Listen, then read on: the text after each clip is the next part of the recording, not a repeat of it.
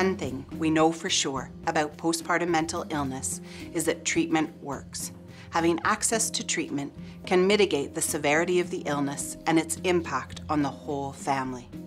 In the Northern Ontario PPMD project, we had the opportunity to talk to experts in the field of treatment.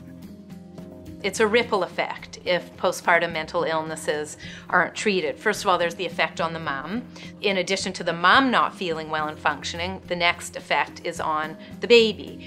There's very good data to show that the partners suffer from mental health problems too if the new mom is suffering. So we see there's definitely a ripple effect on the mom, on the baby, on the partner, and on everyone in the mom's community who's trying to rally to try and help. The earlier that someone is identified as having a problem, during pregnancy and even before pregnancy, if they're at risk of developing a postpartum mental health problem, the better the treatments are going to be. And there's a lot of literature to support that fact. We look at treatments in 3 buckets: biological treatments, psychological treatments, and social treatments. Under the biological heading, we have things like making sure that there are no underlying medical illnesses. So really making sure that someone sees their general practitioner, their family physician, to rule out any kinds of common postpartum medical problems that might mimic depression or anxiety or other illnesses, or might exacerbate other kinds of illnesses. So really important to have a full medical checkup, medical workup done, and a lot of these things ruled out. In the case of maybe more moderate or severe, sometimes medications like antidepressants or anti-anxiety agents are warranted. And there are very safe medications to use postpartum and actually work really well.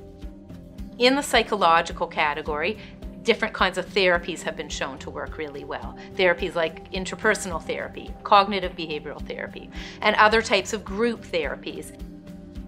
It's a time of their life where there's been some expectations that things are going to be wonderful, they're going to be happy with this new baby, and if there's anything that's going on that's sort of signifying that it's not okay, I very much think that treatment and support for women and their families who are struggling with some postpartum mood disorders is paramount. And then under the final bucket, the social bucket of things, it's very important for someone to build up their social support network. So whether that's close friends or close family or coworkers or whoever someone perceives to be supportive and feels good connecting with, they should connect with. That can also be very beneficial in treating postpartum mental health problems. Relationships really matter in terms of our resilience. So having people that you can confide in, who keep you in mind, who you can connect with for all manner of supports, whether it's through hobbies or religious and spiritual communities as well, that these all will, I think, help to mitigate the risk and improve the chance that even in the face of stress, that there will be some resilience and some help. We have lots of experience and we have lots of research now that demonstrates that treatment works.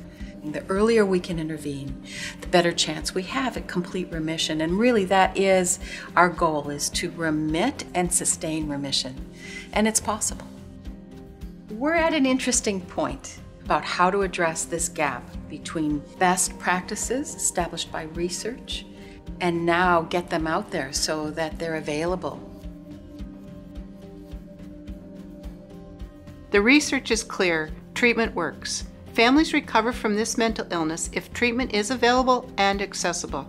There's a huge gap between what we know works and what's available for families in Northern Ontario.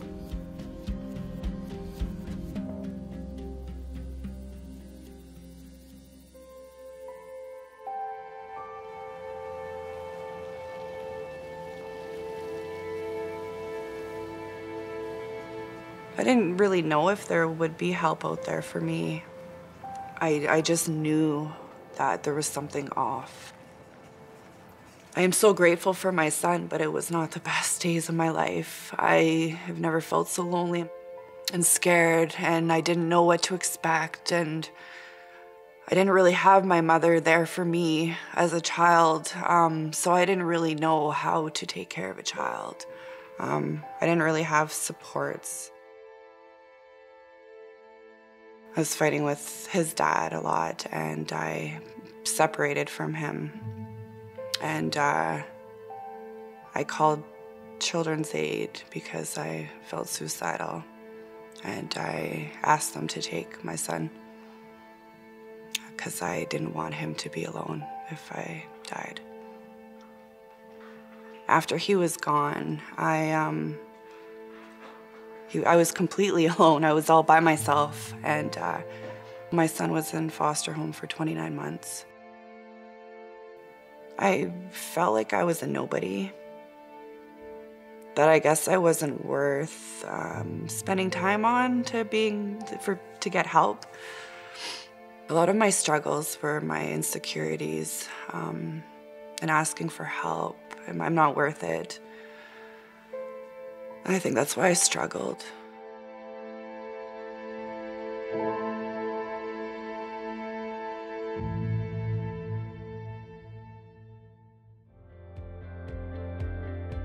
There has been a lot of research conducted in this area. We need to have a comprehensive way to identify mothers across the province of Ontario who may be experiencing postpartum depression.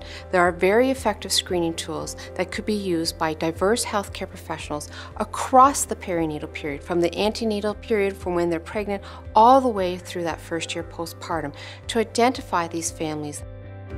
The problem is that mothers often do not have access to this effective treatment. So we need to be innovative in how we provide mothers with this treatment. And then we need to develop effective care pathways to ensure that they receive access to effective treatment. And then we need to have standardized approach to the treatment of this condition that individuals across the province have access to.